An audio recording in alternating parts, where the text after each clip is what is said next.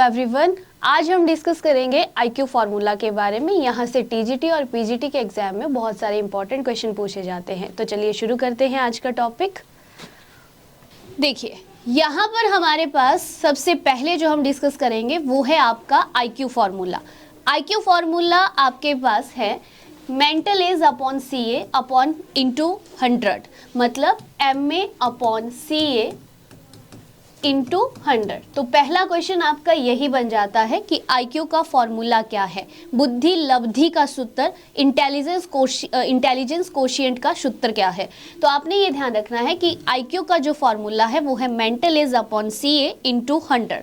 और यहाँ से आपके पास ये जो MA है, MA का मतलब होता है मेंटल एज। MA का मतलब है मेंटल एज, मेंटल एज का मतलब हुआ मानसिक आयु, ठीक है। और ये जो CA आपके पास लिखा गया है, CA का फुल फॉर्म होता है क्रोनोलॉजिकल एज, जिसको हिंदी में कहा जाता है वास्तविक आयु, जिसे हिंदी में कहा जाएगा वास्तविक आयु। अब देखिएगा, यहाँ से जो इम्पोर्टेंट क्वेश्चन आपके एग्जाम के लिए बनते हैं वो हैं आपके ये 3 क्वेश्चन। इन 3 क्वेश्चन पे एग्जाम में क्वेश्चन पूछा जाता है कि मेंटल एज टर्म को किसने दिया है। तो मेंटल एज जो टर्म है आपकी वो दी गई है अल्फ्रेड बिनेट के द्वारा। इस टर्म को किसके द्वारा दिया गया है? अल्फ्रेड बिनेट के द्वारा। और कब दिया गया है? तो इसे दिया गया है 1908 में। पहला क्वेश्चन जो मोस्ट इंपॉर्टेंट है एग्जाम के लिए। दूसरा आपके पास आता है आईक्यू कॉन्सेप्ट। तो IQ concept it means IQ का जो संप्रत्यय है वो किसके द्वारा दिया गया है। ये क्वेश्चन आपका टीजीटी नॉन मेडिकल कमीशन 2020 में भी पूछा गया था, ठीक है। तो आपको ये ध्यान रखना है कि जो आईक्यू कॉन्सेप्ट है आपका वो दिया गया था विलियम स्टर्न के द्वारा। इसे दिया गया था विलियम स्टर्न के द्वारा। और कब दिया गया था?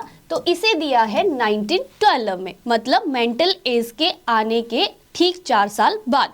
नेक्स्ट क्वेश्चन जो आपका आईक्यू फार्मूला है जिसकी हम बात कर रहे हैं, तो एक्चुअल में ये जो आईक्यू फार्मूला है आपका, इसे दिया गया है लुइस टर्मन के द्वारा। लुइस टर्मन के द्वारा। और आपको पूछा जाए कि ये किसने कब दिया था, तो ये दिया था आपका 1916 में। आई होप अभी यहाँ पर क्लियर होगा आप लोगों को।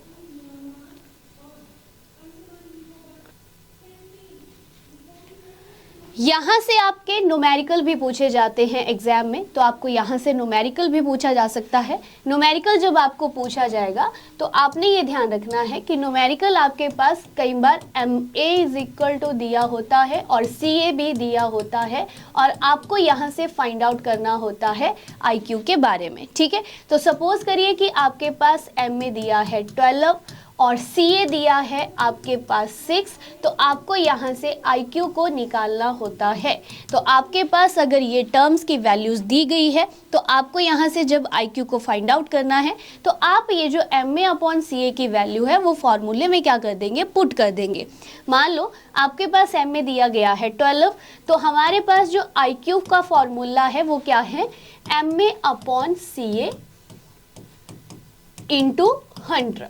तो MA के लिए जो वैल्यू है ये हमारे पास नहीं दिया है, तो इसको हमने मान लिया x। जो नहीं दी जाती है चीज़ वो हो जाती है x आपके पास। और MA आपके पास दिया है 12, CA आपके पास आ जाएगा 6 इंटू 100। और इसको आपने क्या करना है? सॉल्व। अगर इसको हम यहाँ पर सॉल्व करें तो ये 6 से कट जाएगा आपका 12, और यहाँ पर आ जाएगा आपके पास 2, यहाँ पर आ जाएगा आपके पास 2, और 2 इंटू 100 जो वैल्यू आपके पास आ जाएगी वो आ जाएगी 200।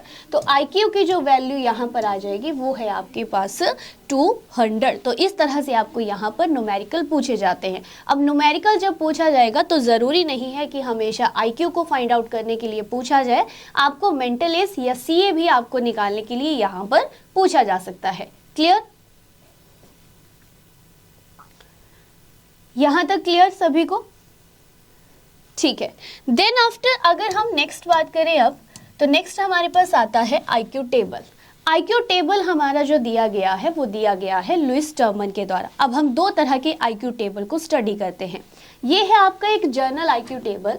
यहाँ से जो है वो बहुत पहले, इट मीन्स 2 से 3 साल पहले यहाँ से क्वेश्चन आपको डेफिनेटली पूछा जाता था, लेकिन अब डे बाय डे जैसे मॉडिफिकेशन हो रहा है तो आपके जो क्वेश्चन पूछने का तरीका है वो धीरे धीरे चेंज हो चुका है। तो यहाँ से आपको बहुत कम अब जो है वो आईक्यू से क्वेश्चन पूछा जाता है, बट बाई चांस आपके एग्जाम में यहाँ से क्वेश्चन रहे तो आपको ये टेबल जो है वो याद होना चाहिए। अब इस टेबल की बात करें तो इस आईक्यू टेबल को दिया गया है लुईस टर्मन के द्वारा। इस आईक्यू टेबल को दिया गया लुईस टर्मन के द्वारा। लुईस टर्मन ने जब आईक्यू टेबल दिया तो एक तरफ इन्होंने आईक्यू की रेंजेस को डिफाइन किया और आईक्यू रेंजेस के ऊपर इन्होंने दूसरी तरफ जो है वो क्लासिफिकेशन को डिफाइन किया था। अब यहाँ पर देखिए, इन्होंने कहा कि 140 या इससे ऊपर जिसका भी आईक्यू रहेगा उन बच्चों को क्या कहा जाएगा? जीनियस कहा जाएगा। इट मीन्स प्रतिभाशाली उनको कहा जाएगा। 130 to 140, 130 to 140 जिनका आईक्यू रहेगा वो बच्चे होंगे वेरी सुपीरियर। उनको क्लासिफाई किया कि उनको क्या कहा जाएगा? वेरी सुपीरियर कहा जाएगा। 120 to 130 जिनका आईक्यू रहेगा वो आपके कौन सी क्लासिफिकेशन में रहेंगे? उन्हें कहा जाएगा सुपीरियर। नेक्स्ट आते हैं आपके 100 to 120 जिनको कहा जाएगा एबव एवरेज। अब एबव एवरेज कौन होंगे? जैसे हमारा कोई नॉर्मल स्टूडेंट है, नॉर्मल आईक्यू जिसके पास है, उससे थोड़ा सा ऊपर वाला जो बच्चा है उसे कहेंगे एबव एवरेज। एबव एवरेज अगर आपके पास अवेलेबल नहीं है तो आप यहाँ पर आपके पास ऑप्शन में एबव नॉर्मल भी मिल सकता है। इट मीन्स सामान्य से ऊपर, सामान्य से ऊपर। नेक्स्ट वन आपके पास रहेगा नॉर्मल और एवरेज। नॉर्मल और एवरेज मतलब जो सामान्य बालक है उसका जो आईक्यू है आपके पास वो रहेगा 90 to 110। ये वाला क्वेश्चन जो है वो एग्जाम में बहुत बार रिपीट हो चुका है कि 90 से 110 के बीच का जो आईक्यू है वो किस बच्चे का रहने वाला है। तो वो रहता है आपके पास नॉर्मल और एवरेज, जिसे हम हिंदी में सामान्य बच्चा भी बोल सकते हैं या सामान्य बालक भी उसे बोला जा सकता है। नेक्स्ट हमारे पास आता है 80 to 90। 80 to 90 के बीच में जिसका आईक्यू रहेगा उस बच्चे को कहा जाता है बिलो एवरेज, मतलब सामान्य से थोड़ा सा नीचे जो रहते हैं। देन आफ्टर 70 to 80, 70 to 80 के बीच में जिनका आईक्यू रहेगा वो है आपके पास बॉर्डर लाइन और डल। बॉर्डर लाइन और डल को हम बोल सकते हैं अल्प बुद्धि बालक। बॉर्डर लाइन या डल को हम बोल सकते हैं अल्प बुद्धि बालक। नेक्स्ट वन है आपके पास 50 to 70। तो 50 to 70 जो आपके पास रहते हैं वो है आपके मोरोन, आपको मिल सकता है या आपको यहाँ पर मिलेगा फीबल माइंडेड। नेक्स्ट वन है आपके पास 25 to 50, सॉरी, ठीक है। तो 25 to 50 जो आईक्यू रहेगा वो रहेगा आपके पास इम्बेसियल्स का। और लास्ट जो आपके पास आता है वो है आपके पास 0 to 25। 0 to 25 जो इडियट्स है आपके पास, जनरली हम किसी को भी इडियट बोल देते हैं लेकिन एक्चुअल में उसका हिंदी जो मीनिंग है वो है आपका महामूर्ख, और जो इडियट्स का आईक्यू रहता है वो रहेगा आपका 0 to 25। Is it clear? यहाँ तक क्लियर है? ओके। ये वाला आईक्यू टेबल आप लोगों को याद रखना है रेंजेस के हिसाब से। अब देखिए, याद करने का जो तरीका है वो है आपके पास 140 और ऊपर, ये तो आपको जनरली याद ही रखना पड़ेगा। अब आपने डिफरेंस लेके चलना है 10-10 का। 130 से 140, 120 से 130, 110 से 120, 90 से 110, 80 से 90, 70 से 80, और यहाँ पर थोड़ा सा आपने ध्यान रखना है। अगर यहाँ तक याद हो जाएंगे तो ऑटोमेटिकली फिर आगे भी आपको आसानी से याद हो जाएंगे। तो ये आईक्यू टेबल आपने याद रखना है। मोस्ट इम्पॉर्टेंट जो यहाँ से पूछा जाता है वो है आपका 90 to 110, लेकिन इसके अलावा अगर आपको कोई पूछ लिया जाए तो आपका क्वेश्चन यहाँ से गलत नहीं होना चाहिए, ठीक है। देन आफ्टर अब मैं बात करूँ अगर, तो दूसरा आईक्यू टेबल जो हम यहाँ पर स्टडी करते हैं और वहाँ से मोस्टली आपका एग्जाम में अब जो है वो वहीं से क्वेश्चन पूछे जाते हैं। तो दूसरा आईक्यू टेबल अगर हम यहाँ पर डिफाइन करें आपके टीचिंग एप्टीट्यूड के अंडर, तो यहाँ पर आपने ध्यान रखना है कि जो नेक्स्ट आईक्यू टेबल है आपका वो 4 पार्ट्स में डिवाइड किया गया है।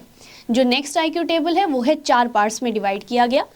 4 पार्ट्स में एक तरफ आपके पास आ जाएगा आईक्यू रेंजेस के बारे में, ठीक है, और दूसरी तरफ आ जाएंगी क्लासिफिकेशन। ये 4 चीज़ें आपको याद रखने में मुझे नहीं लगता कि कुछ ज़्यादा टाइम लगने वाला है, ठीक है। आपने याद रखना है सिर्फ 55 टू 70। अब देखो, इसको डिस्कस करने से पहले जो यहाँ पर आपको क्वेश्चन पूछा जाता है कि कोई भी बच्चा मेंटली रिटार्डेड है, ठीक है, मेंटली रिटार्डेशन, मानसिक मंदता जिसे हिंदी में कहा जाता है, ठीक है, किसी भी मानसिक मंदता वाले बच्चे का जो नॉर्मल आईक्यू है वो कितने, या मानसिक मंदता को हम किस तरह से डिफाइन कर सकते हैं। तो आपने ये ध्यान रखना है कि मानसिक मंदता का जो आईक्यू रहता है वो आपका होता है बिलो 70। मतलब जिस बच्चे का आईक्यू, जिस बच्चे की बुद्धि लब्धि 70 से नीचे है, 70 से नीचे है, उस बच्चे को क्या कहा जाएगा, मेंटली रिटार्डेड स्टूडेंट उसे कहा जाएगा। अब ये मेंटल रिटार्डेशन जो है वो 4 पार्ट्स में डिवाइड गई, जिसमें आपके पास सबसे पहली आती है 55 टू 70।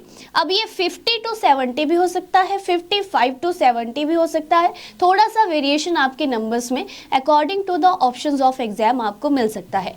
नॉर्मल आपने याद रखना है 55 टू 70। 55 टू 70 जिसका आईक्यू रहता है उन बच्चों को कहा जाता है माइल्ड मेंटल रिटार्डेशन, ठीक है। उस रिटार्डेशन को क्या कहा जाएगा, माइल्ड मेंटल रिटार्डेशन, जिसे हिंदी में कहा जाएगा हल्की मानसिक मंदता। देखो, हिंदी वाले हिंदी में भी लिख सकते हैं, इसे हिंदी में कहा जाएगा हल्की मानसिक मंदता। दूसरा आता है यहाँ पर आपके पास मॉडरेट मेंटल रिटार्डेशन। तो मॉडरेट मेंटल रिटार्डेशन जो होती है आपके पास, इसे कहा जाता है मध्यम मानसिक मंदता। यहाँ से आपको क्वेश्चन डेफिनेटली एग्जाम में पूछा जाता है। मध्यम मानसिक मंदता जिसका आईक्यू आपके पास रहता है 35 टू 55। तो ये आपने आईक्यू रेंजेस जो है वो याद रखनी है। नेक्स्ट आपके पास आता है severe mental retardation. Severe mental retardation को कहा जाएगा गंभीर मानसिक मंदता। तो जिनके अंदर गंभीर मानसिक मंदता पाई जाती है उन बच्चों का जो आईक्यू रहेगा वो रहेगा आपका 25 टू 35, ठीक है। और उसके बाद आता है 0 से 20 या 0 से 25, दोनों में से आपको कोई भी मिल सकता है। ये क्वेश्चन जो है वो बहुत बार एग्जाम में पूछा जा चुका है। प्रोफाउंडेड मेंटल रिटार्डेशन या प्रोफाउंडेड चिल्ड्रन का आईक्यू कितना है, आपको डायरेक्ट भी आता है प्रोफाउंडेड चिल्ड्रन के आईक्यू कितने हैं, या प्रोफाउंडेड मेंटल रिटार्डेशन का जो आईक्यू रेंज है वो कितनी रहेगी। तो प्रोफाउंडेड मेंटल रिटार्डेशन को कहा जाता है हिंदी में गहन मानसिक मंदता। गहन मानसिक मंदता, यहाँ से आपको ये डेफिनेट है कि यहाँ से तो आपको पक्का आईक्यू के ऊपर, अगर आईक्यू रेंजेस के ऊपर क्वेश्चन आएगा तो यहाँ से तो डेफिनेट है कि पक्का आपके एग्जाम में यहाँ से क्वेश्चन पूछा जाता है। पिछला जो हमने टेबल किया वो आपका क्या है, 50-50 है कि वहाँ से आपको क्वेश्चन पूछा जाए या नहीं पूछा जाए, लेकिन आईक्यू से अगर क्वेश्चन आए तो ये तो टेबल आपको डेफिनेटली याद होना ज़रूरी है। मेंटल रिटार्डेशन शुरू होती है आपके पास बिलो 70, ठीक है, और बिलो 70 के अंडर जो मेंटल रिटार्डेशन है उसे 4 पार्ट्स में डिवाइड किया गया है। That is your mental mild retardation, moderate mental retardation, severe mental retardation and profound mental retardation. Clear है यहां तक?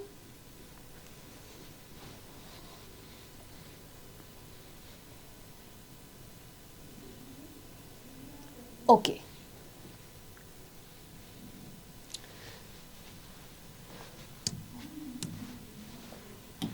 ठीक है। आपको जो है वो लास्ट जो हमने ये आईक्यू टेबल किया, यहाँ से आपको एक और क्वेश्चन एग्जाम में पूछा जाता है कई बार। जैसे हमने मेंटल रिटार्डेशन के बारे में डिस्कस किया, तो यहाँ से भी आपको एक क्वेश्चन पूछा जाता है कि सपोज करिए कि किसी बच्चे का जो क्रोनोलॉजिकल एज है वो 15 है, ठीक है, और उसकी जो मेंटल एज है वो भी कितनी है, 15 ईयर्स है। तो वो जो बच्चा है वो कौन सी कैटेगरी में मेंटल एज आपके पास आ गई 15 ईयर्स और सीए आपके पास आ गया 15 ईयर्स। ठीक है, तो classification of child according to IQ table, ठीक है, उसे किस क्लासिफिकेशन के अंडर जो है वो ऐड ऑन किया जाएगा। तो इनमें से वो कौन सा बच्चा होगा जिसे हम इस तरह से डिफाइन करने वाले हैं। फटाफट मुझे आंसर बताओ चैट बॉक्स में कि आपके पास कोई बच्चा है जिसका क्रोनोलॉजिकल और मेंटल एज दोनों सेम है, तो वो इस आईक्यू टेबल के अकॉर्डिंग कौन सी क्लासिफिकेशन के अकॉर्डिंग उसे नाम जो है वो कौन सा दिया जाएगा। बिल्कुल सही, नॉर्मल या एवरेज, बिल्कुल ठीक है। तो यहाँ पर आपके पास वो कौन सी कैटेगरी में आएगा, आपका नॉर्मल कहेंगे या उसे एवरेज स्टूडेंट जो है वो कहा जाएगा। ठीक है जी, क्योंकि नॉर्मल बच्चा जो है, नॉर्मल बच्चा वो होता है जिसका मेंटल और क्रोनोलॉजिकल एज दोनों क्या रहते हैं, सेम रहते हैं। Is it clear? यहां तक ओके है? ठीक है, अब हमारे पास यहां पर नेक्स्ट आती है हमारे पास ट्रायैकिक थ्योरी, लेकिन ट्रायैकिक थ्योरी को हम करेंगे हमारी नेक्स्ट क्लास में डिस्कस कि ये ट्रायैकिक थ्योरी दी किसने है, इसके अंडर टाइप्स ऑफ इंटेलिजेंस कितने हैं और टाइप्स ऑफ इंटेलिजेंस जो दिए गए हैं उनकी कैरेक्टरिस्टिक्स क्या हैं। तो मिलते हैं फिर हम कल वाली क्लास में, नेक्स्ट क्लास में। ठीक है, तब तक के लिए थैंक यू एवरीवन।